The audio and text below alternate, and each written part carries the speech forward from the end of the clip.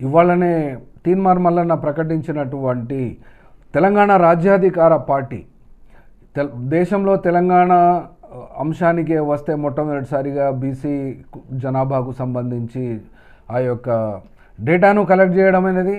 అయితే ఇవన్నీ డేటా ప్రకారమే కాకుండా రిజర్వేషన్ల విషయానికి వస్తే భారతదేశం మొత్తము కూడా అది ఒక పెద్ద పంచాయతీగానే ఉంది. 50% దాటకూడదు అనబడేటువంటి పాయింట్ కంటే అసలు దేశ జనాభాలో ఎవరు ఎంత శాతం వాళ్లకు అంత రిజర్వేషన్ లేదా అంత వాటా గనక ఇచ్చినట్లయితే ఏ పంచాయతీ ఉండదు. ఈ బేసిస్గానే తెలంగాణ రాష్ట్రంలో ఈ తీన్మార్ మల్లన్న ఏర్పాటు చేసినటువంటి తెలంగాణ రాజ్యాధికార పార్టీ ప్రకారం అయితే బీసీలకు ఇవ్వవలసినటువంటి 56.33 అందులో పట ఏలో ఉన్న కులాలు 43, బిలో 23, సిలో 1, డిలో 31, ఈలో 40, ఈలో 14 ఇవన్నీ 112 బీసీ కులాలు. ఓసీలలో ఉన్నటువంటి పర్సంటేజ్ 13.31.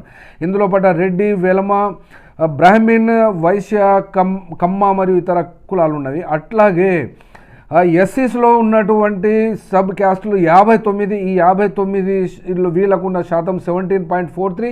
అట్లాగే ఎస్టీస్లో కూడా 33 కమ్యూనిటీస్ ఉన్నవి.